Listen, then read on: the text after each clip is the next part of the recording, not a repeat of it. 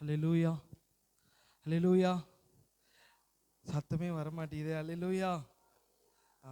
இன்னைக்கு ஒரு காரியத்தை குறித்து நாம் தியானிக்க போகிறோம். நல்ல யோசிச்சுட்டு இருந்தேன். எப்போவுமே மெசேஜ்க்காக ஆயத்தமாகணுன்னா ஒரு வாரத்துக்கு முன்னாடியே ஆயத்தம் ஆகிடுவேன்.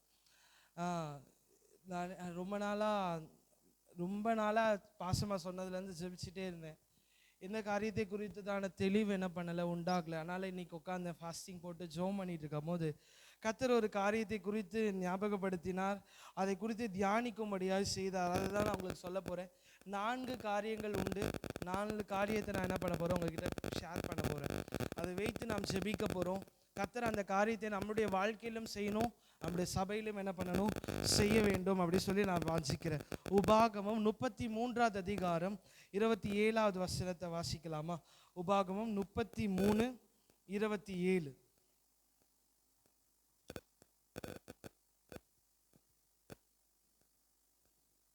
இந்த வசனம் எல்லாருக்குமே தெரிஞ்ச வசனம். 33:27.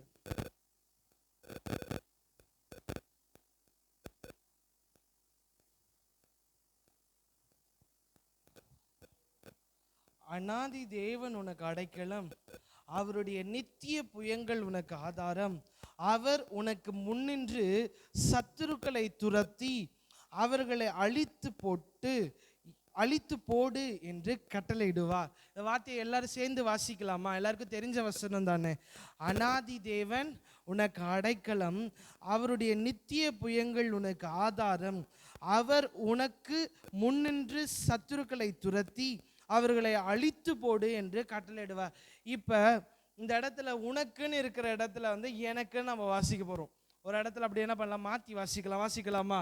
அநாதி தேவன் எனக்கு அடைக்கலம், அவருடைய நித்திய புயங்கள் எனக்கு ஆதாரம்.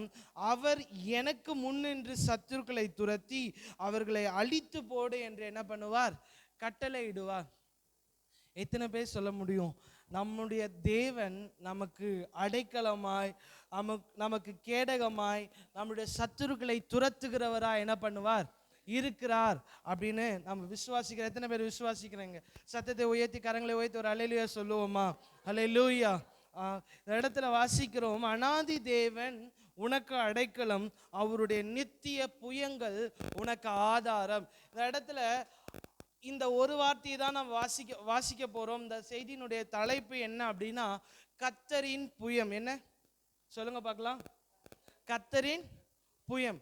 கர்த்தரின் புயம் அப்படின்ற செய்தியின் தலைப்பில் நம்ம என்ன பண்ண போகிறோம், தியானிக்க போகிறோம். கர்த்தரின் புயம் நமக்கு இந்த இடத்துல என்ன சொல்லப்படுது, அவருடைய நித்திய புயங்கள் உனக்கு ஆதாரம்னு கர்த்தர் சொல்லுகிறார். நம்முடைய வாழ்க்கையினுடைய ஆதாரமே எதுதான்? எதின் அடிப்படையில் தான் நம்மளால் வாழ முடியுமா? ஒரு கிறிஸ்துவன் மனுஷனை, உலகத்தில் இருக்க மனுஷனை நீங்கள் பார்த்தீங்கன்னா அவன் எதின் அடிப்படையில் வேணால் வாழலாம். அவன்கிட்ட இருக்க காசு நிமித்தமாக என்ன பண்ண முடியும், வாழலாம். அவனுக்கு இருக்க படிப்புக்கு வாழ முடியும். அவனுக்கு இருக்க சொத்துனால அவனால் என்ன பண்ண முடியும், வாழ முடியும். நீ எப்படிப்பா வாழ்கிறேன்னு ஒருத்தனை கேட்டு என்ன சொல்லுவான், நான் சம்பாதிக்கிறேன், நான் வாழ்கிறேன், எனக்கு சொத்து இருக்குது, நான் வாழ்கிறேன், எனக்கு படிப்பு இருக்குது, நான் சாமர்த்தியத்துக்கு பொழைச்சிப்பேன், என்னால் வாழ முடியும். ஆனால் ஒரு கிறிஸ்துவன் அப்படின்னும் போது அவன் எதின் அடிப்படையில் தான் வாழ முடியும், கர்த்தருடைய பலத்தினால மாத்திரம்தான் என்ன பண்ண முடியும், வாழ முடியும். கர்த்தரின் புயம் அப்படின்னா என்ன அப்படின்னா, புயம் அப்படின்னா புயபலம் அப்படின்னா கர்த்தருடைய வல்லமையை என்ன பண்ணுது, காட்டுது. இங்கிலீஷில் புயம் அப்படின்னா என்ன அர்த்தம்னா ஆம்னா இந்த இருக்குல்ல, இந்த தான் ஆம்னு என்ன பண்ணுவாங்க, சொல்லுவாங்க. இந்த ஷோல்டர்லேருந்து இந்த நம்ம வாட்ச் போடுறோம்ல, இது வரைக்கும் உள்ள பகுதியை தான் என்ன சொல்லுவாங்கன்னா புயம்னு அப்படி சொல்லுவாங்க. இதை இன்னொரு பதத்துக்கு நாம் எடுத்துக்கணும் அப்படின்னா, ஒரு மனுஷனுக்கு இருக்கிற பலத்தை சொல்றதுக்கு தான் என்ன பண்ணுவாங்க, இந்த புயம் அப்படின்னு சொல்லுவாங்க. அப்ப இந்த இடத்துல சொல்றாரு, என்னுடைய பலன் தான் உனக்கு ஆதாரம். என்னுடைய பலன் ஒரு நாளும் குறையாது. அப்படிதான் வாசிக்கிறோம். அவருடைய நித்திய புயங்கள் அப்படின்னா என்ன அர்த்தம், அவருடைய வல்லமை, அவருடைய பலன் ஒரு நாளும் குறைந்து போகாத பலன், குறைந்து போகாத வல்லமை. அதுதான் உன்னுடைய வாழ்க்கைக்கு என்னது, ஆதாரம். சொல்லுங்க பார்க்கலாம், ஏசப்பா உம்முடைய பலன் தான் என்னோட வாழ்க்கைக்கு ஆதார. கரங்களை உயர்த்தி சொல்லலாமா? அப்பா உம்முடைய பலன் தான் என்னோட வாழ்க்கைக்கு ஆதாரமா இருக்கிறது. எத்தனை பேரால சொல்ல முடியும்? அவருடைய பலன் இல்லாம இருந்துச்சுன்னா, அவருடைய பாதுகாப்பு இல்லாம இருந்துச்சுன்னா, அவருடைய தயவு என் வாழ்க்கையில் இல்லாம இருந்துச்சுன்னா, நான் என்னைக்கும் அழிஞ்சு போயிருப்பேன். அப்படிதானே சொல்ல முடியும். என்னைக்கும் நம்மள என்ன பண்ணியிருப்பான்? சத்ரு நிர்மூலமாக்கி இருப்பான். அவருடைய பலன் நம்மளுடைய வாழ்க்கையில மாறாம இருந்துச்சு. அவருடைய வல்லமை நம்மளுடைய வாழ்க்கையில என்ன பண்ணுச்சு? மாறாம இருந்துச்சு. சத்தத்தை உயர்த்தி ஒரு ஆமே சொல்லுவோம்மா. கர்த்தருடைய பலன் தான் நம்மளை என்ன பண்ணிட்டு வந்துச்சு? நடத்திட்டு வந்துச்சு. உபாகம் 4வது அதிகாரம் 34வது வசனத்தை வாசிச்சோம்னா, அந்த இடத்துல அவருடைய புயத்தை பற்றி சொல்லப்படுது. உபாகம் 4வது அதிகாரம் 34வது வசனத்தை நான் வாசிக்கிறேன், கேளுங்க. அல்லது உங்கள் தேவனாகிய கர்த்தர் எகிப்திலே உங்கள் கண்களுக்கு முன்பாக உங்களுக்கு செய்தபடியெல்லாம் தேவன் இந்த அந்நிய ஜனங்களின் நடுவில் இருந்து ஒரு ஜனத்தை சோதனைகளினாலும் அடையாளங்களினாலும் அற்புதங்களினாலும் யுத்தத்தினாலும் வல்லமையுள்ள கரத்தினாலும் ஓங்கிய புயத்தினாலும் மகா பயங்கரமான செயல்களினால் தமக்கென்று தெரிந்து கொள்ள வகை பண்ணினதுண்டோ என்று நீ விசாரித்துப்பா. கர்த்தர் சொல்றாரு, எகிப்துல இருந்து இஸ்ரேல் மக்களை கூட்டிட்டு வரும்போது கர்த்தர் சொல்றாரு, எப்படிலாம் கூட்டிட்டு வந்தாராம்? அந்நிய ஜாதிகளை சோதிச்சு அடையாளங்களை காட்டி அற்புதங்களை காட்டி யுத்தம் பண்ணி தம்முடைய வல்லமையான கரத்தை காட்டி ஓங்கிய புயத்தை காட்டி அவர் என்ன பண்றாராம்?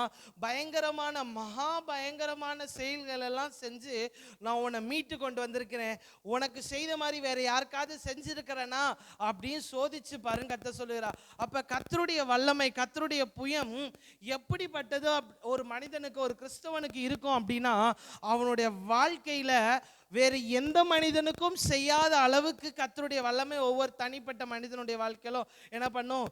செயல்படும். இன்னைக்கு என்ன நீங்க எடுத்துக்கோங்களேன், எனக்காக கர்த்தர் செய்கிற விதத்துக்கு இன்னொரு மனிதனுக்கு என்ன பண்ண மாட்டாரு?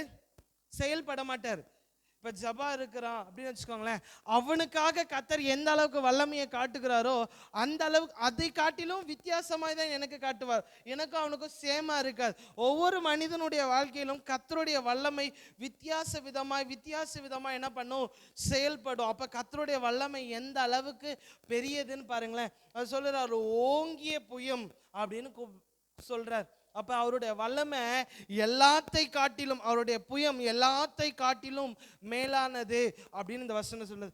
அடுத்த அதிகாரம் உபாகம் 5வது அதிகாரம் 15வது வசனத்தை வாசிச்சோம் அப்படின்னா, வாசிக்கலாமா யாராவது ஒருத்தர்? உபாகமம் 5:15.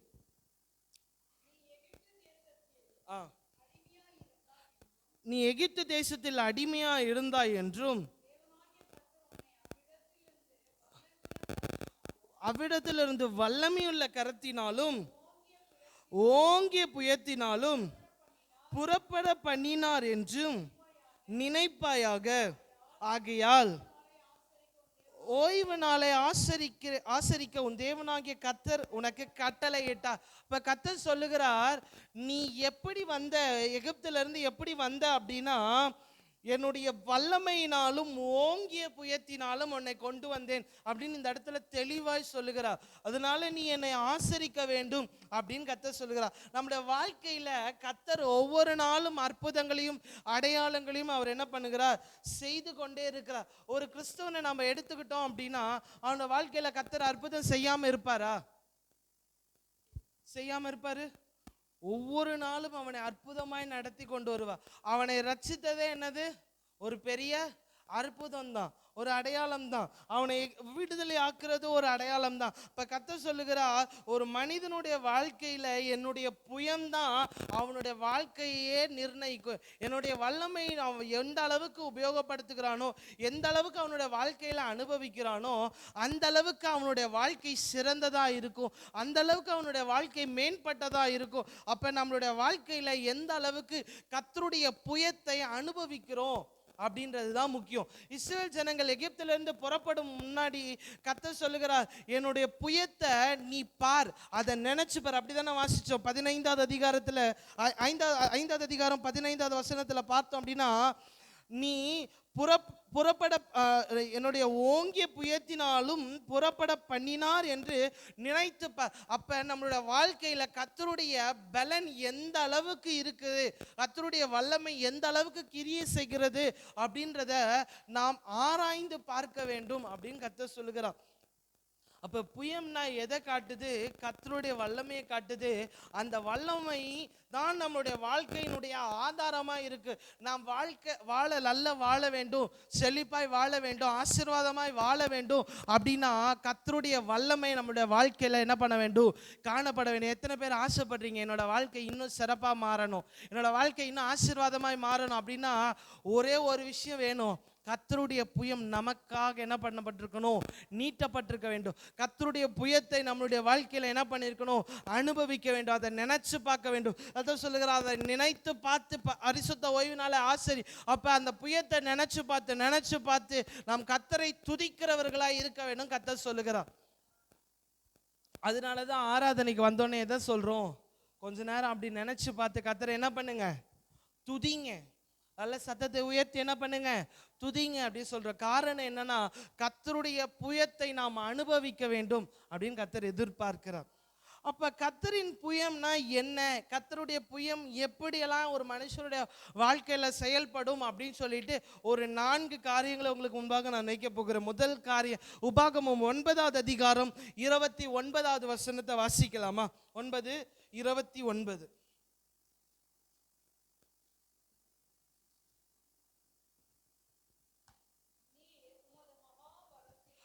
நீர் உமது மகாபலத்தினாலும் ஓங்கிய புயத்தினாலும் புறப்பட பண்ணின இவர்கள் உமது ஜனமும் உமது சுதந்திரமாய் இருக்கிறார்களே என்று விண்ணப்பம் பண்ணினான். இப்ப கர்த்தருடைய முதல் காரியம், கர்த்தருடைய புயம் என்ன பண்ணும்னா புறப்பட பண்ணும். சொல்லுங்க பார்க்கலாம். கர்த்தருடைய புயம் புறப்பட பண்ணும். அது இந்த முதல் குறிப்புக்கு நீங்க எப்படி எழுதிக்கலாம்? புறப்பட பண்ணும் புயம் எழுதிக்கோங்க. புறப்பட பண்ணும் புயம். அதாவது ஒரு இடத்துல இருந்து நம்மளை கொண்டு போகுமா, ஒரு இடத்துல இருந்து இன்னொரு இடத்துக்கு நம்மளை என்ன பண்ணுமா? கொண்டு போகுமா. அது எந்த இடத்துல இருந்து எந்த இடத்துக்கு கொண்டு போகிறது அப்படின்னு சொல்லி லேவியராகமம் 25வது அதிகாரம் 38வது வசனத்தை வாசிச்சோம்னா தெரியும். லேவியராகமம் 25:38 வாசிக்கலாமா?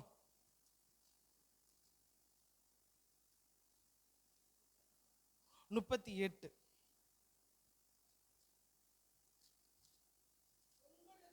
உங்களுக்கு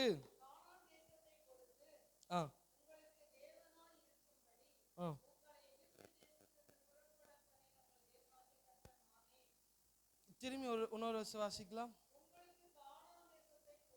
உங்களுக்கு கானான் தேசத்தை கொடுத்து உங்களுக்கு தேவனா இருக்கும்படி உங்களை எகிப்து தேசத்திலிருந்து புறப்பட பண்ணின உங்கள் தேவனாகிய கர்த்தர் நானே. கர்த்தர் எங்க இருந்து நம்மளை புறப்பட பண்ணுகிறார் அப்படின்னு இந்த வசனம் சொல்லுது அப்படின்னா, எகிப்துல இருந்து கானான் தேசத்துக்கு என்ன பண்ணுகிறார்? புறப்பட பண்ணுகிறார். கர்த்தர் சொல்லுகிறார், நான் உங்களை வல்லமையை காட்டி உங்களுக்கு அற்புதங்களை செய்து அடையாளங்களை செய்து உங்களை எகிப்துல இருந்து நான் என் புயத்தினால உங்களை எங்க புறப்பட பண்ணுகிறேன்? கானான் தேசத்துக்கு புறப்பட பண்ணுகிறேன் அப்படின்னு கர்த்தர் சொல்லுகிறார். எகிப்துல இஸ்ரேல் ஜனங்கள் ரொம்ப நல்லா இருந்தாங்கன்னா அந்த மக்களே சொல்றாங்க. என்ன சொல்றாங்க? வனாந்திரத்துல போகும்போது என்ன சொல்றாங்களா, நாங்க அங்க எகிப்துல இருக்கும் போது எப்படி இருந்தோம்? நல்ல காய்கறி சாப்பிட்டோம், நல்ல கறி சாப்பிட்டோம், நல்லா இருந்தோம். நீ எங்க கொண்டு வந்திருக்கீங்களே? பாலைவனத்துக்கு கொண்டு வந்திருக்கிற. அப்ப இஸ்ரவேல் ஜனங்கள் ஓரளவுக்கு எகிப்துல எப்படிதான் வாழ்ந்திருக்காங்க? அடிமைகளா இருந்தாலும் உபத்திரவங்கள் பட்டாலும் ஓரளவுக்கு நல்லா வாழ்ந்துட்டு இருந்திருக்காங்க அப்படின்னு அந்த மக்கள் சொல்றாங்க. அந்த மக்களுடைய நினைப்பு அப்படி இருந்தது.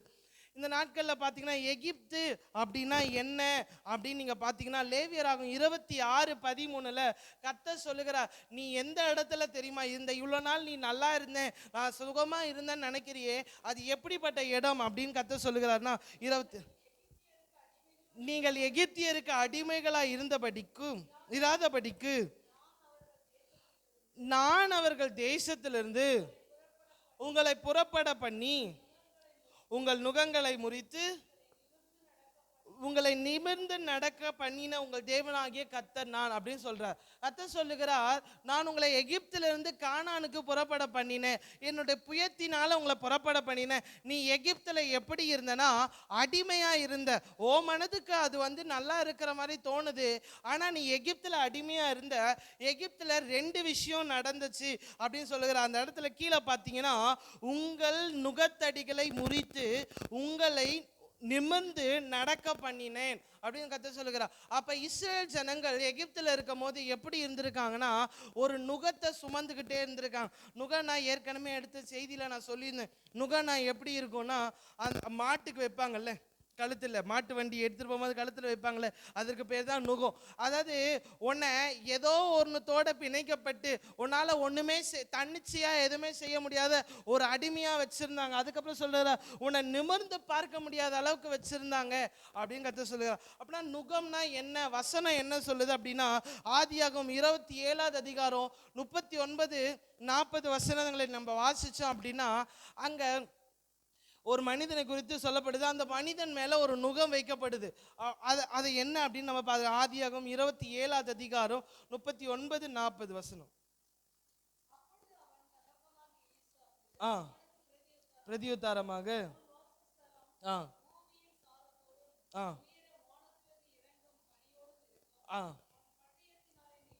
பிழைப்பாய் பிழைத்து நீ மேற்கொள்ளும் காலம் வரும்போதோ உன் கழுத்தில் இருக்கிற அவனுடைய நுகத்தை முறித்து போடுவாய் அப்படின்னு கர்த்தர் சொல்லுகிறார். இந்த இடத்துல ஏசா என்ன பண்றாரு, தன்னுடைய சேஷ்ட புத்திர பாகத்தை இழந்து போறாரு. அலட்சியத்தினால ஒரு பயிற்றும் கூழுக்காக என்ன பண்றாரு, தன்னுடைய சேஷ்ட புத்திர பாகத்தை இழந்து போகும்போது அவங்க தகப்பன் சொல்றாரு, உனக்கு மேல ஒரு நுகம் வச்சிருக்காங்க அப்படின்னு சொல்றார். அதாவது உன்னுடைய ஆசீர்வாதத்தை நீ உன்னுடைய அலட்சியத்தினால, உன்னுடைய என்ன சொல்ல கவன குறைவினால நீ என்ன பண்றனா இழந்து போயிட்ட. அது உனக்கு மேல ஒரு நுகமா இருக்கு. இன்னைக்கு நம்மளுடைய கிறிஸ்தவ வாழ்க்கையில அநேக சொல்றாங்க, என்னோட வாழ்க்கையில என்ன இல்லை, ஒரு ஆசீர்வாதம் இல்லை, ஒரு மேன்மை இல்லை, அவன் நல்லா இருக்கிறான், என் கூட இருந்த அவன் என்னுடைய சகோதரன் நல்லா இருக்கிறான், நான் நல்லா இருக்க முடியல, என்னுடைய வாழ்க்கையில ஏதோ ஒரு என்ன பண்ணுது, ஒரு அடிமைத்தனம், ஒரு நுகம் என்ன பண்ணுது இருந்துகிட்டே இருக்கு, என்னால மேல வர முடியல. காரணம் என்ன அப்படின்னா, ஏசாவை போல ஒரு சில நேரங்களில் கர்த்தருடைய திட்டத்தில் நம்ம தவறி போறோம். அது ஒரு நுகம் போல நம்மளுடைய வாழ்க்கையில் இருக்கு. எப்படி இஸ்ரவேல் ஜனங்களுக்கு ஒரு நுகம் இருந்துச்சோ, எகிப்தில் இருக்கும் போது ஒரு நுகம் இருந்துச்சோ, அதே மாதிரி கிறிஸ்துவனுடைய வாழ்க்கையில ஒரு அலட்சியத்தினால, ஒரு அறியாமையினால, ஒரு முட்டாள்தனமான ஒரு விஷயம் செய்யறதுனால அநேக அடிமைத்தனத்துக்குள்ளாக, அநேக நுகத்துக்குள்ளாக நாம் என்ன பண்ணுகிறோம், மாட்டிக்கொள்ளுகிறோம் அப்படின்னு பார்க்கிறோம். இந்த நுகம் என்ன பண்ணும் அப்படின்னா, ஆசீர்வாதத்தை நம்மளோட வாழ்க்கையில தடுக்கும். முதல் விஷயம், நம்மளுடைய வாழ்க்கையில் உண்டாகிற ஆசீர்வாதத்தை இந்த நுகம் என்ன பண்ணும், தடுக்கும். அப்புறம் இன்னொரு விஷயத்த பண்ணும், அந்த ஆசீர்வாதத்துக்கே நம்ம எவ்வளோ பிரயாசப்பட்டாலும் அதை பெற்றுக்கொள்ள விடாதபடி இந்த நுகம் என்ன பண்ணிடும், தடுத்து நிறுத்திடும். இப்படிப்பட்ட ஒரு வாழ்க்கைக்குள்ளாக இந்த நுகம் என்பது என்ன பண்ணிடும், நடத்தி கொண்டு போகும். 2வது விஷயத்தை நம்ம பார்த்தோம், கூடாதபடி செய்ததான். அப்ப எகிப்துல 2 விஷயத்த ஜனங்கள் அனுபவிச்சாங்க. ஒன்னு ஒரு நுகம், அப்புறம் என்ன பண்ணாங்க, நிமிர்ந்து நிற்க முடியாதபடி செய்து. நிமிர்ந்து நிற்க முடியாது அப்படின்னா என்ன அப்படின்னா, உபாகமம் 17ஆம் அதிகாரம் 12வது வசனத்தை வாசிச்சோம் அப்படின்னா, அந்த இடத்துல கர்த்தர் சொல்லுகிறா, நீ ஆசரிப்பு கூடாரத்துல நின்று கொண்டு ஊழியம் செய்ய வேண்டும் அப்படின்னு சொல்லுகிறா. ஆசரிப்பு கூடாரத்துல என்ன பண்ணணும், நின்று நீ என்ன பண்ணணும், ஊழியம் செய்யணும், என்னை துதிக்கணும், என்னை ஆராதிக்கணும் கர்த்தர் சொல்லுகிறார். ஒரு மனுஷனால எப்ப கர்த்தருடைய சமூகத்துல நிற்க முடியாது அப்படின்றத தாவீது அழகா ஒரு வசனம் சொல்லுகிறார். சங்கீதம் 69ஆம் அதிகாரம் 2வது வசனத்தை வாசிக்கலாமா? சங்கீதம் 69:2.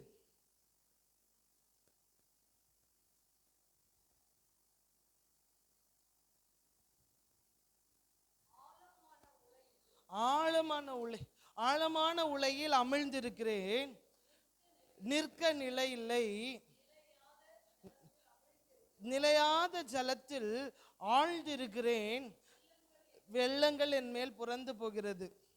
இந்த இடத்துல அந்த சங்கீதக்காரன் தாவீது சொல்லுகிறார், ஆழமான உளையில நான் என்ன பண்ணிட்டு இருக்கேன், அமிழ்ந்திருக்கிறேன், என்னால நிற்கவே முடியல, நிலையில்லாத ஜலத்தின் மேல நான் என்ன பண்ணிட்டு இருக்கேன், ஆழ்ந்து இருக்கிறேன். அப்ப ஒரு மனுஷனுடைய வாழ்க்கையில பாவம் அப்படின்ற ஒரு காரியம் வரும்னா அவனால நிற்கவே என்ன பண்ண முடியாது. அதுதான் சங்கீதம் 1ஆம் அதிகாரத்துல கடைசியில சொல்லப்பட்டிருக்கும், பாவிகள் நீதிமானுடைய சபையில நிலை நிற்பது இல்லை. ஒரு மனுஷனுடைய வாழ்க்கையில இந்த பாவம்ன்ற ஒரு காரியம் வரும்னா அவனால நிற்கவே முடியாது. இப்போ முதல் விஷயம், கர்த்தர் புறப்பட பண்ணுகிறார் அப்படின்னா என்ன, புறப்பட பண்ணுகிற புயம் அப்படின்னா என்ன, ரெண்டு விஷயத்திலேருந்து கர்த்தர் நம்மளை விடுதலையாக்க அவரோட புயத்தை காட்டுகிறார். முதல் விஷயம், நம்முடைய அலட்சியத்தினால, நம்முடைய கவனக்குறைவினால, நம்முடைய முட்டாள்தனத்தினால நம்ம மேலே உண்டானதான சாபம், நம்மளால் ஆசீர்வாதத்தை பெற்றுக்கொள்ள முடியாதபடி உண்டான நுகத்தை கர்த்தர் என்ன பண்ணுகிறார், முறிக்கும்படியாக அவருடைய புயத்தை வெளிப்படுத்தணும்னு காட்டுகிறார். அதே புறப்பட பண்ணுகிற புயத்தில் இன்னொரு விஷயம், ஒரு மனிதனால நிற்க முடியாதபடி போகிறது. எப்பனா அவனோட வாழ்க்கையில பாவம்ன்ற ஒரு காரியம் வரும்போது அவனால நிற்க முடியாது. அந்த இடத்துல அவனை நிற்க வைக்கிறதற்காக கர்த்தர் தம்முடைய புயத்தை என்ன பண்ணுகிறார், வெளிப்படுத்தக்கூடியவரா இருக்கார். சங்கீதம் 122:2 வாசிச்சோம் அப்படின்னா, 122வது சங்கீதம் 2வது வசனத்தை வாசிக்கலாமா? எருசலேமே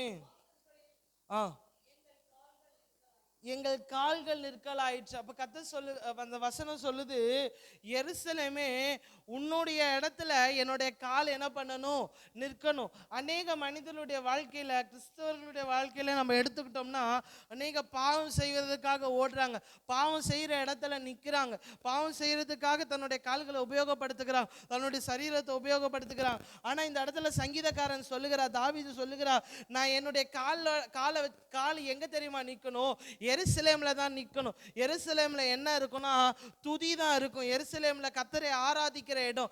எருசலேம்னா கர்த்தருடைய சபை. இன்னைக்கு அநேகருக்கு கர்த்தருடைய சபைக்கு வருவதற்கு என்ன பண்ணல முடியல. கர்த்தரை ஆராதிக்க சொன்னா ஆராதிக்க முடியல, ஆராதிக்க சொன்னா வாயை மூடிட்டு என்ன பண்றாங்க, சைலண்டா இருக்கிறாங்க. இதெல்லாமே ஒரு விதமான பாவம் தான். இப்படிப்பட்டதான ஒரு மனிதனால கர்த்தருடைய சபையில என்ன பண்ண முடியாது, நிற்க முடியாது.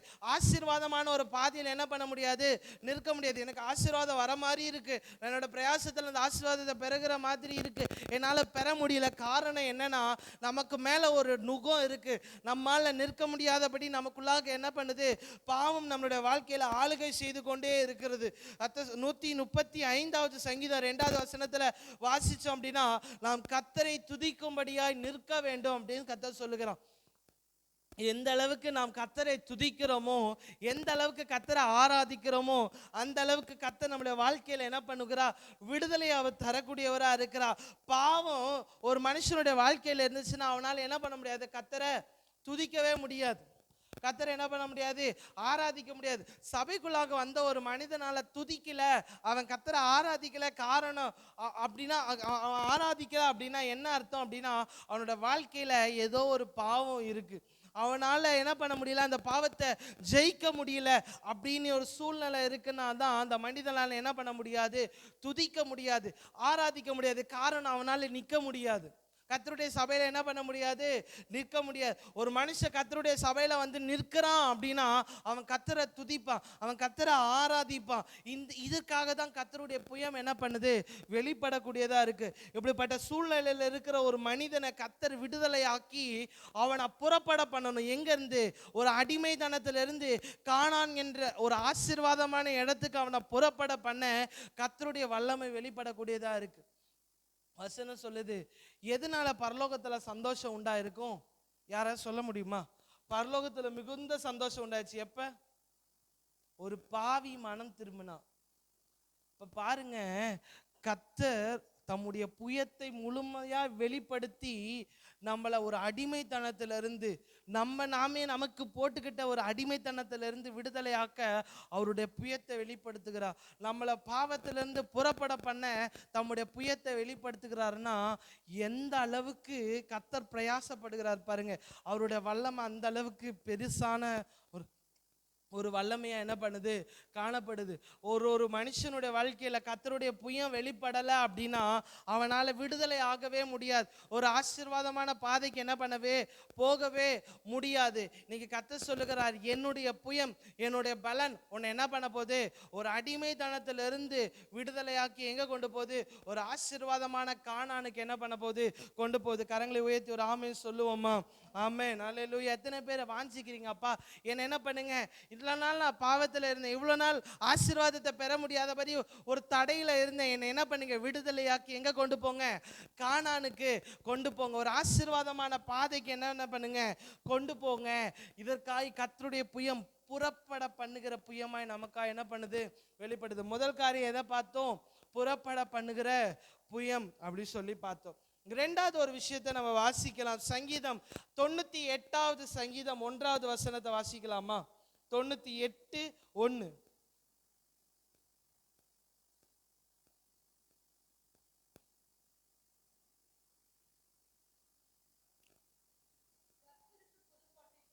கர்த்தருக்கு புது பாட்டை பாடுங்கள், அவர் அதிசயங்களை செய்கிறார், அவருடைய வலது கரமும் அவருடைய பரிசுத்த புயமும் ரட்சிப்பை உண்டாக்கினது.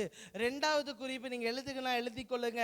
ரட்சிப்பை உண்டாக்கும் புயம். முதல் விஷயம் நம்ம பார்த்தோம், நம்மளை புறப்பட பண்ணுகிற புயம். இரண்டாவது விஷயம் ரட்சிப்பை உண்டாக்குற புயம். ரட்சிப்புனா என்னன்னு சொல்ல முடியுமா யாராவது? ரட்சிப்புனா என்ன? ரட்சிப்புனா என்னப்பா சொல்லுங்களேன், யார் சொல்றீங்க? ரட்சிப்புனா என்ன? நானே சொல்லிடவா? அப்ப ரட்சிப்புனா நம்ம எல்லாரும் கிறிஸ்டியன் தானே, எல்லாருமே யாரு, கர்த்தரை ஏத்துக்கிட்டவங்க தானே. அப்பனா ரட்சிப்புனா என்ன சொல்லுங்க? சத்தமா சொல்லுங்கக்கா,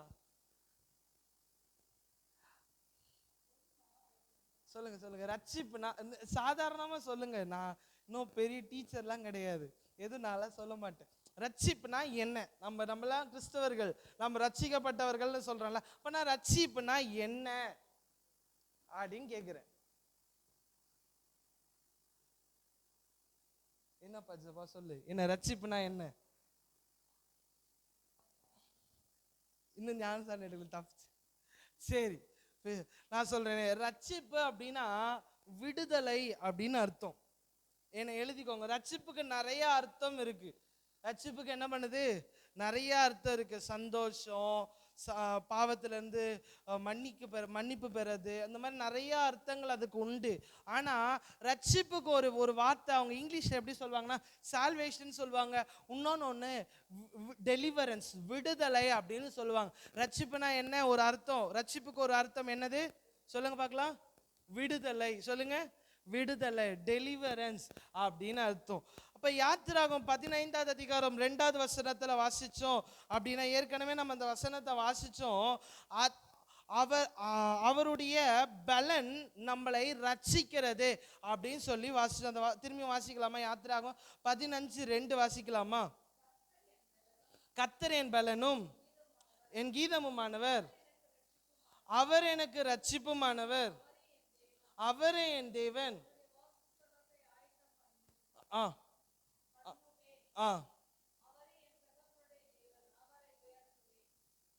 ஓகே, 15வது வசனம் 15வது அதிகாரம் 2வது வசனத்தில் அவர் சொல்லுகிறார். மோசே இந்த வசனத்தை அவர் ஒரு பாட்டாய் பாடுகிறார். கர்த்தர் என் பலனும் என் கீதமுமானவர், அவர் என் ரட்சிப்புமானவர் அப்படின்னு சொல்லுகிறார்.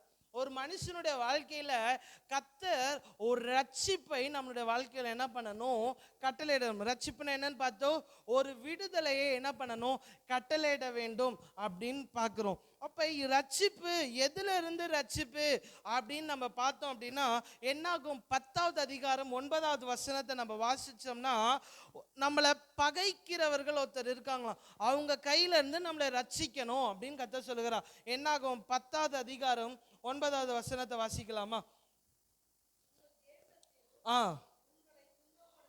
உங்கள் தேசத்தில் உங்களை துன்பப்படுத்துகிற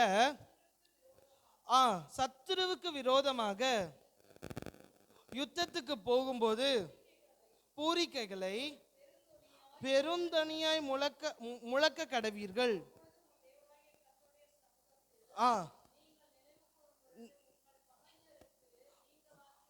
உங்கள் பகைஞருக்கு நீங்களாக்கி ரட்சிக்கப்படுவீர்கள். ஒரு மனுஷனுடைய வாழ்க்கையில அவன் என்ன பண்ணப்பட வேண்டும்னா ரட்சிக்கப்பட வேண்டும், அதாவது விடுதலை ஆக்கப்பட வேண்டும். யார்கிட்ட இருந்து விடுதலை ஆக்கப்பட வேண்டும் அப்படின்னா, உங்களை பகைக்கிறவர்கள் நின்று நீங்கள் என்ன பண்ணப்பட வேண்டும், ரட்சிக்கப்பட வேண்டும். இல்லைன்னா என்ன பண்ணணும், விடுதலை ஆக்கப்பட வேண்டும். அப்படி நம்மள பகைக்கிறவர்கள்லாம் யாரெல்லாம் சொல்லலாம் பார்க்கலாம், சொல்லுங்க பார்க்கலாம். யாரெல்லாம் நம்மளை பகைக்கிறாங்க? பக்கத்து வீட்டுக்காரங்க, எதிர் வீட்டுக்காரங்க, வீட்டில் இருக்கிறவங்க, அவங்களோட சொந்தக்காரங்க, அவங்களோட நண்பர்கள் இருக்கிற எல்லாருமே என்ன பண்றாங்க, நம்மள பகைக்கிறாங்க. கர்த்தர் இந்த இடத்துல சொல்லுகிறது மனுஷ பகையை சொல்லல. கர்த்தர் நம்மளுடைய வாழ்க்கையில, ஒரு கிறிஸ்தவனுடைய வாழ்க்கையில முக்கியமான ஒரு பகைஞன் நமக்கு இருக்கிறான். அவன் கையில இருந்து விடுதலை ஆக்கப்பட வேண்டும் தான் கர்த்தர் எதிர்பார்க்கிறார். அப்ப நம்மளை பகைக்கிறது யாரு அப்படின்னா, ஆதியாகமம் 3வது அதிகாரம் 15வது வசனத்தை வாசிச்சீங்கன்னா அங்க ஒரு பகைஞன் நமக்காக வெயிட் பண்ணிட்டு இருக்கான். அவனை யாருன்னு நம்ம பார்க்கலாம். ஆதியாகமம் 3வது அதிகாரம் 15வது வசனத்தை, உனக்கும் ஸ்திரீக்கும் உன் வித்துக்கும் அவள் வித்துக்கும் பகை உண்டாக்கணும். அப்ப ஒரு மனுஷனுடைய வாழ்க்கையில எங்க பகை உண்டாயிருக்கு அப்படின்னா, ஏதேன் தோட்டத்துல மனுஷனுக்கும் பிசாசுக்கும் ஒரு பகை இருக்கு. மனுஷன் நினைக்கிறான் அவன் கர்த்தரோட இருக்கணும்னு நினைக்கிறான், ஆனா பிசாசு நினைக்கிறான் அவனை கர்த்தர்கிட்ட போவே விடக்கூடாது, அவனை என்ன பண்ணிருக்கணும், இந்த பூமியில பாவ மனுஷனாவே வச்சிருக்கணும் அப்படின்னு சொல்ற ஒரு பகை இருக்கு. நம்மளோட வாழ்க்கையில நாம் எதுல இருந்து விடுதலையாக்கப்படணும், இந்த பகைஞன்ட்ட இருந்து நம்ம என்ன பண்ணப்பட வேண்டும், விடுதலையாக்கப்பட வேண்டும் அப்படின்னு கர்த்தர் சொல்லு. முதல்ல நம்ம எதை பார்த்தோம், புறப்பட பண்ணுகிறார். எதுல இருந்து புறப்பட பண்ணுகிறார், பாவத்துல இருந்து புறப்பட பண்ணுகிறார்னு பார்த்தோம். அப்ப இந்த இடத்துல ரெண்டாவது விஷயமும் ஒரு விஷயம் சொல்ற, ரட்சிப்பை உண்டாக்குற புயம். ரட்சிப்புனா பகைஞர்ட்ட இருந்து ஒரு விடுதலையை உண்டாக்கணும் அப்படின்னு கர்த்தர் எதிர்பார்க்கிறார். இந்த நம்மளை பகைக்கிறவன், முதல்ல நம்மளை பகைக்கிறவன் யாருன்னா பிசாசு தான். நம்மளை முதல்ல என்ன பண்ணுவான், பகைப்பான். அவன்கிட்ட இருந்து நம்ம விடுதலை ஆக்கப்பட வேண்டும் அப்படின்னு கர்த்தர் சொல்லுகிறார். 1 யோவான் 3வது அதிகாரம் 13வது வசனத்துல நீங்க வாசிச்சீங்கன்னா, உலகம் நம்மளை என்ன பண்ணுமா, பகைக்கும் அப்படின்னு கர்த்தர் சொல்லுகிறார். எது நம்மளை பகைக்குமா சொல்லுங்க, எது நம்மளை பகைக்கும்? கர்த்தர் சொல்லல உன் பக்கத்து வீட்டுக்காரன் பகைப்பான், உன் நண்பன் பகைப்பான், உன்னோட சிநேகிதன் பகைப்பான்லாம் கர்த்தர் சொல்லல. இருக்கிற உலகமே உன்னை என்ன பண்ணும், பகைக்கும். நம்மளை ஒருத்தன் பகைக்கல, அதாவது உலகம் நம்மளை பகைக்கல அப்படின்னா நம்ம யாருடைய பிள்ளைகளா இல்ல, ஏசப்பாவோட பிள்ளைகளா இல்ல. இப்ப இந்த பகை நின்று நம்ம என்ன பண்ண வேண்டும், விடுதலை ஆக்கப்பட வேண்டும் அப்படின்னு கர்த்தர் சொல்கிறார். யாக்கோபு 4வது அதிகாரம் 4வது வசனத்தை நீங்க வாசிச்சீங்கன்னா, உலக சிநேகம் அது தேவனுக்கு விரோதமான பகை அப்படின்னு பார்க்கிறோம். வாசிக்கலாமா? யாக்கோபு 4வது அதிகாரம் 4வது வசனம்.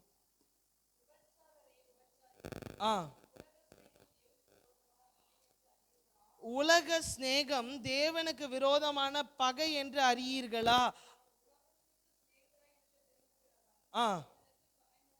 தேவனுக்கு பகைஞனாய் இருக்கிறான் அப்படின்னு கர்த்தர் சொல்லுகிறார். இப்ப இந்த இடத்துல வசனம் சொல்லுது, நீ உலகத்தை சிநேகிச்ச, உலகம் உன்னை சிநேகிக்குது அப்படின்னா நீ யாருக்கு பகைஞனா இருக்கிற? ஏசப்பாவுக்கு, தேவனுக்கு நீ பகைஞனா இருக்கிற. நீ உலகத்தை சிநேகிக்காத, உலகத்திலிருந்து விடுதலையாக்கப்பட்டு யாரை நீ சிநேகிக்கணும், தேவனை சிநேகிக்கணும் அப்படின்னு கர்த்தர் சொல்லுகிறார். கர்த்தருடைய புயம் நம்மளை விடுதலை ஆக்குறது எதுல இருந்துன்னா, உலக காரியத்திலிருந்து நம்மளை என்ன பண்ணுதான், விடுதலை ஆக்குது அப்படின்னு கர்த்தர் சொல்லுகிறார். நம் கர்த்தருடைய நாமத்து நிமித்தம் நாம் விடுதலை ஆக்கப்படும் போது என்ன நடக்கும்னா, உலகம் நம்மளை பார்த்து என்ன பண்ணும், பகைக்கும். உலகம் நம்மளை பார்த்து கேலி செய்யும். உலகம் நம்மளை பார்த்து என்ன பண்ணும், கிண்டல் செய்யும். கர்த்தர் தேவன் இயேசு நம்பிட்டு போறான், இவன் எப்படி இருப்பான், உருப்படுவானா அப்படின்னு நம்மளை என்ன பண்ணும், பகைக்கும். காரணமே இல்லாம நம்மளை என்ன பண்ணுவாங்க, மனுஷங்க பகைப்பாங்க. சும்மா இருப்பான், நம்மளும் சும்மா இருப்போம். எதுக்கு தான் அவன் நம்ம கிட்ட சண்டை போடுறான்னு என்ன பண்ணாது, தெரியாது. ஏன் தான் அந்த சூழ்நிலை அப்படி மாறுதுன்னு தெரியாது. நம்ம அவனை சிநேகிப்போம், நம்ம அவனுக்காக ஜெபிப்போம், நம்ம அவனுக்காக பிரயாசப்படுவோம். ஆனா நாம் கர்த்தருடைய பிள்ளைகளாக இருக்கிறதுனால பிசாசு என்ன பண்ணிக்கிட்டே இருப்பான், நம்மளை பகைச்சிக்கிட்டே இருப்பான், நமக்கு விரோதமாக என்ன பண்ணிக்கிட்டே இருப்பான், எழும்பிக்கிட்டே இருப்பான். இப்படி ஒரு மனிதனுடைய வாழ்க்கையில் எப்போ ஏற்படும்னா அவன் கர்த்தரை சிநேகிக்கிறான் தானா, அவன் கர்த்தரை சிநேகிச்சுக்கிட்டு கர்த்தர்கிட்ட வரும்போது உலகம் என்ன பண்ணும், நம்மளை பார்த்து பகைக்கும், நம்மளை விரோதிக்கும், நம்மளை ஏளன பண்ணும், நம்மளுக்கு எல்லாமே நடக்கும். கர்த்தர் சொல்லுகிறா, இந்த இடத்துல இருந்து நான் உன்னை என்ன பண்ணணும்னு நினைக்கிறேன், விடுதலை ஆக்கணும்னு நினைக்கிறேன். யார் தான் நம்மளை விடுதலை ஆக்குவார் அப்படின்னா, லூக்கா 1:74-75 வாசிச்சிங்கன்னா, ஏசு அப்படின்ற ஒரு மீட்பர் தான் நம்மளை என்ன பண்ண முடியும், இந்த உலகத்திலிருந்து, உலக காரியத்திலிருந்து, கர்த்தருக்கு பகைஞராக இராதபடி நம்மளை என்ன பண்ண முடியும், விடுதலை ஆக்க முடியும். எப்படி விடுதலை ஆக்குவார் தெரியுமா? எபேசியர் 2:14-15-16 நம்ம வாசிக்கலாமா? எபேசியர் 2:14-15-16. ஆ ஆ ஆ ஆ ஆ ஆ பகையாக நின்ற பிரிவினையாகிய நடு சுவரை தகர்த்து ஆ ஆ சிருஷ்டித்து இப்படி சமாதானம் பண்ணி பகையை சிலுவையில் கொன்று. கர்த்தர் சொல்லுகிறார், இந்த பகை எங்க தெரியுமா உண்டாகுச்சு?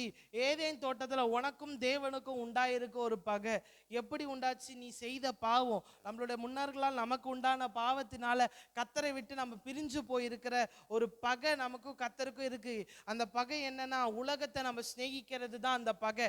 அந்த பகையில இருந்து கர்த்தர் நம்மளை எப்படி விடுதலை ஆக்குறாரா, பகையை சிலுவையினாலே கொன்று அப்படி சொல்றார். அப்ப ஒரு மனுஷன், நான் கர்த்தரை சிநேகிக்க முடியலையே, கர்த்தருக்காக வாழ முடியலையே, கர்த்தருக்காக நிற்க முடியலையே, என்னால வாழ முடியலையே அப்படின்னு சொல்றான் அப்படின்னா, அவன் எதுகிட்ட வரலன்னா கர்த்தருடைய சிலுவை கிட்ட அவன் வரல. ஒருத்தன் கர்த்தருடைய சிலுவை கிட்ட வந்திருப்பான் அப்படின்னா, இந்த பகை என்கின்ற கர்த்தரை விட்டு பிரிக்கிற ஒரு காரியத்தை அவன் தன்னுடைய வாழ்க்கையில இருந்து என்ன பண்ணியிருப்பான், மாத்தி இருப்பான். அவன் கர்த்தருடைய சமூகத்துக்கு, கர்த்தருடைய சிலுவை கிட்ட வந்திருப்பானா அவன் தேவனோடு ஒன்னா இருப்பான் அப்படின்னு கர்த்தர் சொல்லுகிறான். இப்போ நம்மளுடைய வாழ்க்கையில் ஒரு பகை இருக்கு. என்ன பகை? கர்த்தரோடு உண்டான ஒரு பகை. அது எப்படி உண்டாச்சு? நாம் உலகத்தை சிநேகிச்சு உலக காரியத்தை செஞ்சிட்டு இருக்கோம். நம்ம அப்படி உலக காரியத்தை செய்யாதபடி கர்த்தருக்கு பிரியமானதை செய்யணும் அப்படின்னா, இயேசுனுடைய சிலுவை அண்டை நம்ம என்ன பண்ணணும், வரேன். இன்னைக்கு எத்தனை பேர் சொல்றீங்க, ஏசப்பா நான் அந்த சிலுவை கிட்ட என்ன பண்றேன், வரேன். கர்த்தர் என்னை என்ன பண்ணுங்க, மாத்துங்க. என்னை எப்படி மாத்துங்க? உமக்கு பிரியமான, உம்மை நேசிக்கிற, உமக்காய் வாழ்கிற, உலகத்தை வெறிச்சிட்டு வாழ்கிற ஒரு நபரா என்ன பண்ணணும், நான் மாறணும். என்னை அப்படி ஒரு விடுதலைக்குள்ளாக என்ன பண்ணுங்க, கொண்டு போங்க. பவுல் சொல்லுகிறா, நான் நேசிக்காத ஒரு பாவத்தை என்ன பண்றேன், நான் செய்கிறேன். அதாவது எப்படி சொல்றாருன்னா, எனக்கு ஆசை இருக்கு, நான் நன்மை செய்யணும்னு ஆசை இருக்கு, ஆனாலும் என்ன பண்ண முடியல, என்னால் நன்மை செய்ய முடியல. காரணம், நான் பாவம் செய்யக்கூடாதுன்னு நினைக்கிறேன், ஆனால் அந்த பாவத்தை ஆசைப்பட்டு விரும்பி நான் செய்கிறேன்.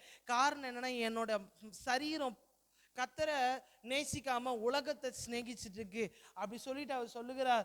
அதே பவுல் சொல்லுகிறார், நான் கிறிஸ்துவுக்காக உலகத்துக்கு சிலுவையில் அறை உண்டு இருக்கிறேன்.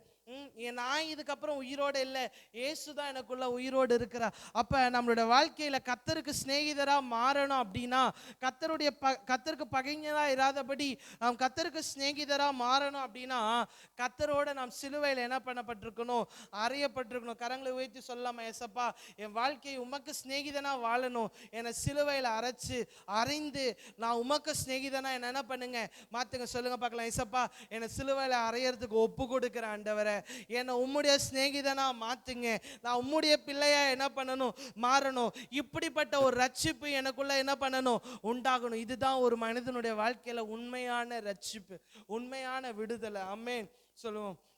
அடுத்த ஒரு காரியத்தை நாம் வாசிக்கலாம். ஏசாயா 40:10 வாசிப்போமா? ஏசாயா 40:10.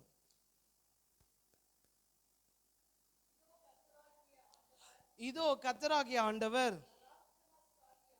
பராக்கிரமசாலியாக வருவார். அவர் தம்முடைய புயத்தினால் அரசாளுவார். போதும். இந்த இடத்துல கர்த்தர் சொல்லுகிறார் அவருடைய புயம் அரசாளும். முதல் விஷயம் நம்ம பார்த்தோம், புறப்பட பண்ணும் புயம் அப்படின்னு சொல்லி பார்த்தோம். ரெண்டாவது விஷயத்தை பார்த்தோம், ரட்சிப்பை உண்டாக்குற புயம் அப்படின்னு சொல்லி பார்த்தோம். மூன்றாவது ஒரு விஷயத்தை நம்ம பார்க்கிறோம், என்ன அப்படின்னா அரசாளுகிற புயம். கர்த்தருடைய வல்லமை என்ன பண்ணும்னா அரசாளும் அப்படின்னு கர்த்தர் சொல்லுகிறார். அரசாளுகிறது எப்படி அவர் அரசாளுவார் தெரியுமா? ஏசியா 32வது அதிகாரம் 1வது வசனத்தை நீங்க வாசிச்சீங்க அப்படின்னா, அவர் நீதியாய் நம்மளை அரசாளுவார் அப்படின்னு சொல்லப்பட்டு, அவர் நீதியின் ராஜாவாய் என்ன பண்ணுகிறார் இருக்கிறார். அவருடைய புயம், அவருடைய வல்லமை நீதியை உண்டாக்கக்கூடியதா இருக்கு. அவர் ராஜாவாய் அவர் இருக்கிறார் அப்படின்னு சொல்லுகிறார். அப்படின்னா என்ன, ஏன் ராஜாவாய் அவர் இருக்கிறார் அப்படின்னா, ஏசியா 33வது அதிகாரம் 17வது வசனத்தை வாசிக்கலாமா? ஏசியா 33:17.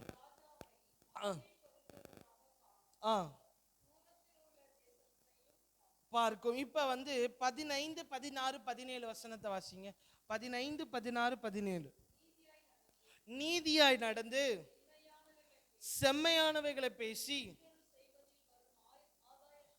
இடுக்கண் செய்வதில் வரும் ஆதாயத்தை வெறுத்து பரிதானங்களை வாங்காதபடிக்கு தன் கைகளை உதறி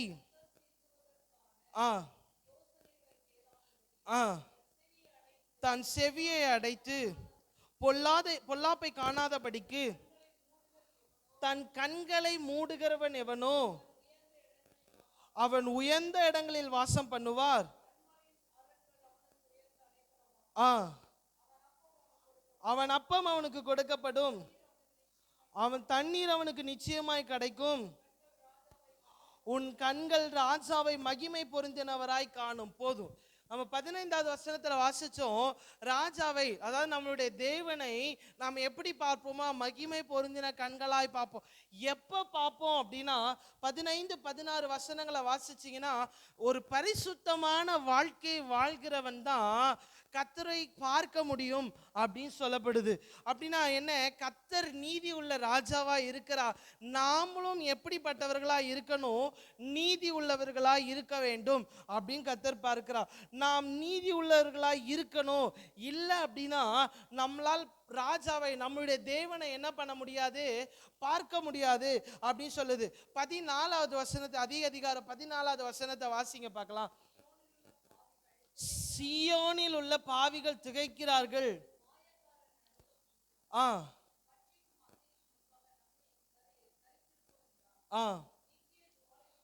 நித்திய ஜுவாலைக்கு முன்பாக நம்மில் தாபரிப்பவன் யார் என்கிறார்கள்.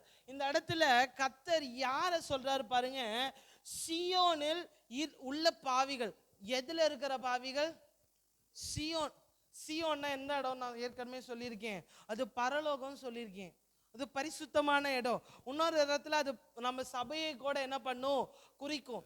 சபைக்குள்ளாக கர்த்தர் சொல்லுகிறார், சபைக்குள்ளாக 2 குரூப் இருக்கான். ஒன்னு 14வது வசனத்தை வாசிச்சோம்னா சபைக்குள்ளாக பாவிகள் இருக்கிறார்களாம். அடுத்தது 15, 16 வசனத்தை வாசிச்சோம்னா நீதிக்காக பிரயாசப்படுறவங்க, பரிசுத்தத்தைக்காக வாஞ்சிக்கிறவங்க இருக்காங்க. 2 குரூப் ஒரு சபைக்குள்ள இருக்கும் அப்படின்னு கர்த்தர் சொல்லுகிறார். அப்ப நாம் எப்படிப்பட்டவர்களா இருக்கணும்னா, பரிசுத்தத்தை வாஞ்சிக்கிறவர்களா இருக்கும்போது கர்த்தர் சொல்லுகிறார், உன்னுடைய ராஜாவை நீதியின் கண்களால நீ பாப்ப அப்படின்னு கர்த்தர் சொல்லுகிறார்.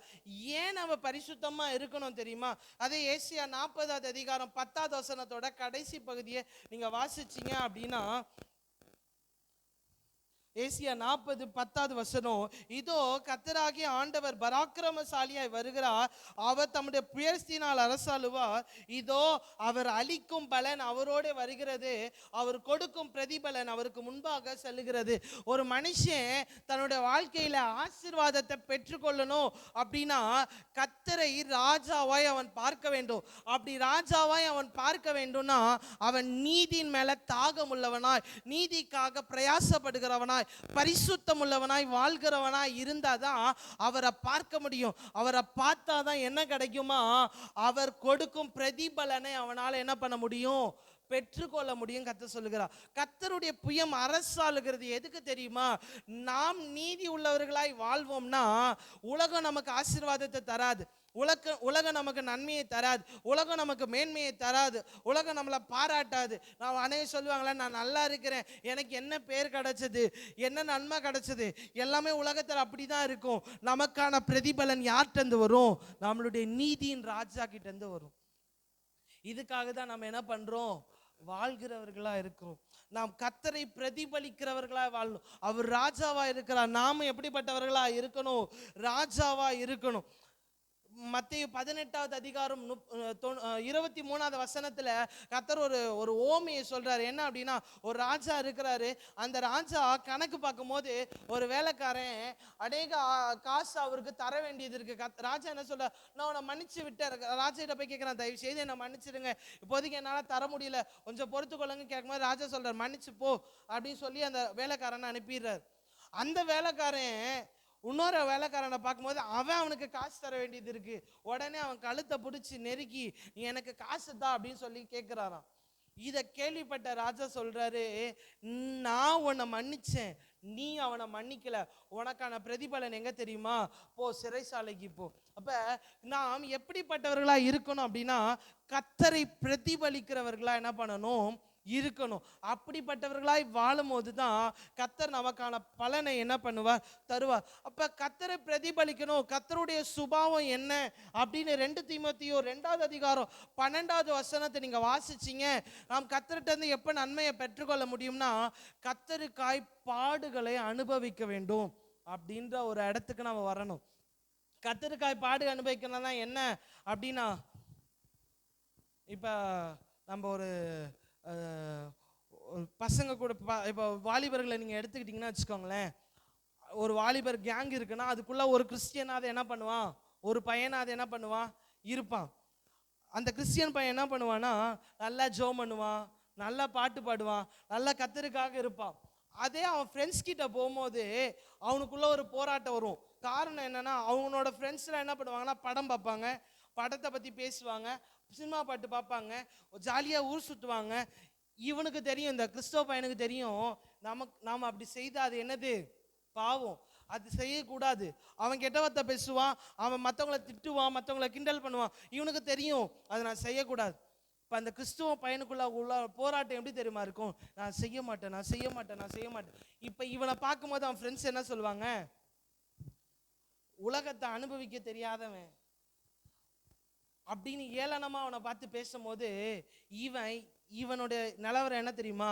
கர்த்தருக்காக அவங்க சொல்ற நிந்தியான பேச்சு அவன் என்ன பண்றான்னா சகிக்கிறான். கர்த்தருக்காக நாம் எந்த அளவுக்கு நிக்கிறோம், கர்த்தருக்காக நாம் எந்த அளவுக்கு பாடுகளை சகிக்கிறோம், பரிசுத்தத்துக்காக எந்த அளவுக்கு வாஞ்சிக்கிறோம், இதை கர்த்தர் பார்ப்பார். வெளிப்படுத்தல் 7வது அதிகாரம் 14வது வசனத்தை பார்த்தீங்கன்னா, மிகுந்த உபத்திரவத்தினால தான் பரலோகத்துக்கு போக முடியும். கிறிஸ்தவனா ஆயிட்டா நான் சந்தோஷமா இருக்கலாம், நான் ஆசீர்வாதமா இருக்கலாம், எனக்கு சந்தோஷம் தான் இருக்கும், வேற எதுவுமே இருக்காது, நான் நல்லா இருப்பேன், அப்படிலாம் கிடையவே கிடையாது. கிறிஸ்துவனாய் ஒருத்தன் வாழ்றான் அப்படின்னா அவனுக்குள்ள பாடு, போராட்டம், பிரச்சனை எல்லாமே உண்டாகும்.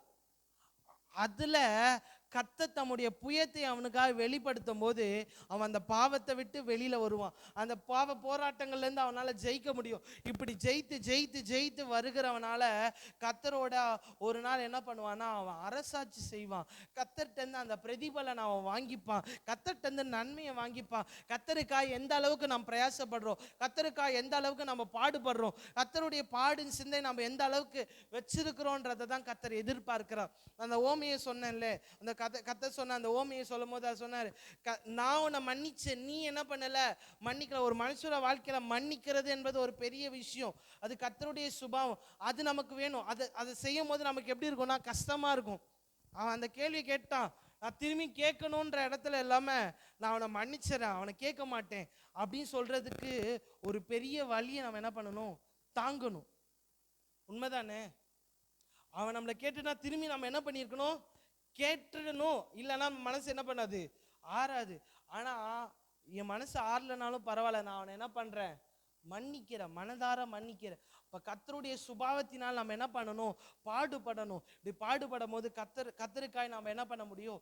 அரசாட்சி செய்ய முடியும். முதல் விஷயத்தை நம்ம பார்த்தோம், புறப்பட பண்ணும் புயம், ரட்சிக்கிற புயம், அரசாளுகிற புயம். அடுத்த ஒரு புயத்தை நான் பார்க்கலாமா? ஏசாயா 51:9 ஏசாயா 51:9 வாசிக்கலாமா?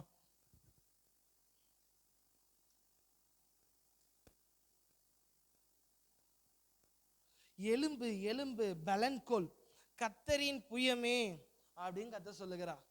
கர்த்தர் யாரை பார்த்து நீ கர்த்தரின் புயம் அப்படின்னு சொல்றாருன்னா, நம்மளை பார்த்து கர்த்தர் சொல்லுகிறார், எலும்பு எலும்பு பலன்கொள், கர்த்தரின் புயமே, முந்தின நாட்களிலும் பூர்வ தலைமுறைகளிலும் எலும்பினபடி எலும்பு அப்படின்னு கர்த்தர் சொல்லுகிறார்.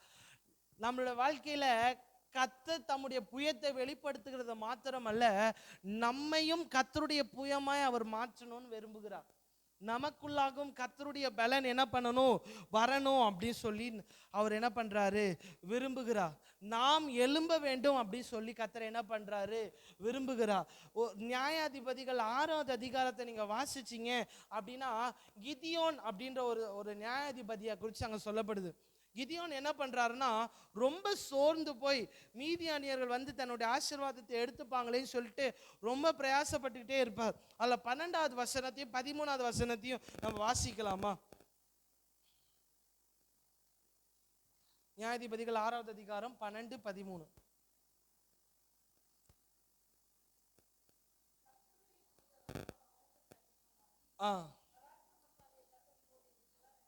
இப்ப இந்த வசனத்துல கிதியோனை பார்த்து என்ன சொல்றாரு? தேவதூதன், பராக்கிரமசாலியே, கர்த்தர் உன்னோடு இருக்கிறார் அப்படின்னு கர்த்தர் சொல்லுகிறார். அதுக்கு கிதியோன் என்ன சொல்றாரு? அடுத்த வசனத்தை வாசி. அப்பொழுது கிதியோன் அவரை நோக்கி, என் ஆண்டவனே, கர்த்தர் எங்களோடு இருந்தால் இதெல்லாம் எங்களுக்கு நேரிடுமா? கர்த்தர் எங்களை எகிப்திலிருந்து கொண்டு வரவில்லையா? அவருடைய அற்புதங்கள் எங்கே? கர்த்தர் எங்களை கைவிட்டு மீதியானியர் கையில் எங்களை ஒப்பு கொடுத்தார் என்றான். கர்த்தர் சொல்லுகிறார், நீ பராக்கிரமசாலி, நீ எலும்புன்னு கர்த்தர் கிதியோனை பார்த்து சொன்னா, கிதியோன் என்ன ரிப்ளை பண்றாரு? நாங்க யாருக்கு அடிமையா இருக்கிறோம்? எகிப்துல இருந்து தப்பிச்சு வந்தோம், இப்ப யார்கிட்ட வந்து மாட்டிக்கிட்டோம்? மீதியானிட்ட வந்து மாட்டிக்கிட்டோம். நாங்க எப்படி அவங்கள ஜெயிக்கிறது? கர்த்தர் சொல்லுகிறா, கிதியோன் நீ எலும்பு. உனக்கு கொஞ்சம் அடுத்த வசனத்தை வாசிச்சிங்கன்னா, உனக்கு இருக்கிற கொஞ்சம் பலன் தான் உனக்கு இருக்கு, அந்த பலத்தோடு நீ எழும்பி போ. அதுதான் கர்த்தருடைய வல்லமை. நீ அந்த பலத்தோடு எழும்பி போவனா, அந்த மீதியானியரை நீ என்ன பண்ணுவ? முறியடிப்ப, நீ இஸ்ரவேலரை ரட்சிப்ப அப்படின்னு கர்த்தர் சொல்லுகிறா. சிவந்த சமுத்திரத்துக்கு முன்னாடி மோசே போய் நிற்கும் போது, சிவந்த சமுத்திரம் பெருசா அந்த ஜனங்களுக்கு, இஸ்ரவேல் ஜனங்களுக்கு அடைபட்டு இருக்கு. கர்த்தரை நோக்கி மோசே பார்க்கிறார், தேவனே எனக்கு ஏதாவது ஒரு வழியை காட்டுங்க, நான் என்ன பண்ண போறேன் அப்படின்னு சொல்லும் போது கர்த்தர் சொல்லுகிறார், நீ ஏன் நான் பார்த்துட்டு இருக்கேன், உன் கோலை தூக்கி செங்கடலை பிளந்துடு அப்படின்னு கர்த்தர் சொல்லுகிறார். நம்ம கையில கர்த்தர் ஒரு பலத்தை கொடுத்துருக்கிறார். நமக்குள்ளாக கர்த்தருடைய பலன் இருக்கும். ஆனா எதையும் நம்மளால என்ன பண்ண முடியும்? செய்ய முடியும். இயற்கைக்கு மேலான காரியத்தை நம்மளால என்ன பண்ண முடியும்? செய்ய முடியும். கிதியோன்ட்ட இருந்தது கொஞ்சம் பேர் தான், ஆனா மீதியான முழுமையா தோற்கடிக்க கர்த்தருடைய பலன் கிதியோனுக்கு என்ன பண்ணுச்சு? உதவி செஞ்சுச்சு. இந்த நாளில் நம்மளுடைய வாழ்க்கையில் கர்த்தருடைய புயம் வெளிப்படும் அப்படின்னா, நம்மளால இயற்கைக்கு மேற்பட்ட காரியத்தை என்ன பண்ண முடியும்? செய்ய முடியும், மேற்கொள்ள முடியும். எதையும் நம்மளால என்ன பண்ண முடியும்? சாதிக்க முடியும். ஒரு நிமிஷம் அப்படியே கண்களை மூடி கர்த்தரை நோக்கி பார்க்கலாம். நாட்கள்ல எத்தனையோ விஷயத்தை நம்மளால மேற்கொள்ள முடியாதபடி இருக்கு. எந்தெந்த விஷயம்னால மேற்கொள்ள முடியல, என்னால் ஜெயிக்க முடியல. கர்த்தர் நம்மளை பார்த்து சொல்லுகிறா, நீ எழும்பு, நீ எழும்பு, உன்னோட பலனை நீ தரிச்சுக்கொள். நீ உன்னோட பலனை தரிச்சு கொள்ளுவினா இயற்கைக்கு மேற்பட்ட காரியத்தை உன்னால செய்ய முடியும் கர்த்தர் சொல்லுகிறா. ஒரு நிமிஷம் அப்படியே கர்த்தரை நோக்கி பாருங்க. அப்பா, எனக்குள்ளாக ஒரு பலனை தாங்க ஐயா, எனக்குள்ளாக ஒரு கர்த்தருடைய புயம் வெளிப்படட்ட ஐயா. உம்முடைய புயம் ஆண்டவரே ஸ்தோத்திர ஐயா, என்னை புறப்பட பண்ணின புயம் ஐயா, அதை நான் நினைச்சு நான் உம்மை துதிக்கிறேன். எனக்கு ரட்சிப்பை உண்டாக்குற புயம், என்னை விடுதலை ஆக்குற அந்த புயத்தை நான் நினைச்சு பார்க்கிற ஐயா. ஆண்டவரே ஸ்தோத்திர ஐயா. ஆண்டவரே அரசாளுகிற புயம், நான் பாடு அனுபவிக்கிறேன், நான் துக்கம் அனுபவிக்கிறேன், மனுஷர்களால் வேதனைப்படுறேன். இது எல்லாத்துக்கும் எனக்கான பலனை கர்த்தர் தரப்போகிறது. அரசாளுகிற ஒரு புயத்தை நாங்கள் பார்த்தோம். இறுதியா நாங்கள் தான் அந்த புயம். எங்களுக்குள்ள கர்த்தருடைய புயம் இருக்கு. நாங்கள் அதை மேற்கொள்ள முடியும், எல்லாத்தையும் நாங்கள் ஜெயிக்க முடியும். நாங்கள் பார்க்கிறோம். ஆண்டவரே எங்களுக்குள்ளாக கர்த்தருடைய புயம் இருக்கட்டும் ஐயா. எங்களுக்குள்ளாக கர்த்தருடைய பலன் இருக்கட்டும் ஐயா. ஆண்டவரே ஸ்தோத்திர ஐயா, ஸ்தோத்திர ஐயா. ஹல்லேலூயா, ஹல்லேலூயா. உம்மை துதிக்கிறோம் ஆண்டவரே, உம்மை துதிக்கிறோம் ஐயா, உம்மை துதிக்கிறோம் ஆண்டவரே. ஹல்லேலூயா, உம்மை ஸ்தோத்திரிக்கிற ஐயா. ஆமென். ஹல்லேலூயா, உம்மை ஸ்தோத்திரிக்கிற ஐயா.